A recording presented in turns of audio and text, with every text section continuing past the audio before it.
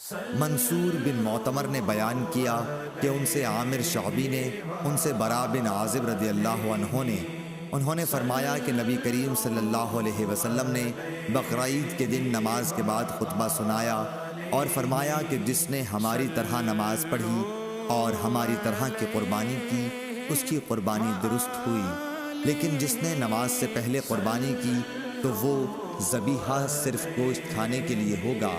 اس پر ابو بردہ بن نیار نے عرض کیا کہ یا رسول اللہ صلی اللہ علیہ وسلم، قسم اللہ کی، میں نے تو نماز کے لیے آنے سے پہلے قربانی کر لی۔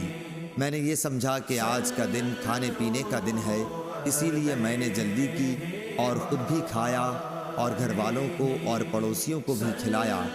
رسول اللہ صلی اللہ علیہ وسلم نے فرمایا کہ بہرحال یہ گوشت کھانے کا ہوا، قربانی نہیں۔ انہوں نے عرض کیا کہ میرے پاس ایک بکری کا سال بھر کا بچہ ہے، وہ 2 بکریوں کے گوشت سے زیادہ بہتر ہے، کیا میری طرف سے اس کی قربانی درست ہوگی؟ آپ نے فرمایا کہ ہاں، مگر تمہارے بعد کسی کی طرف سے ایسے بچے کی قربانی کافی نہ ہوگی۔ صحیح بخاری حدیث نمبر 983۔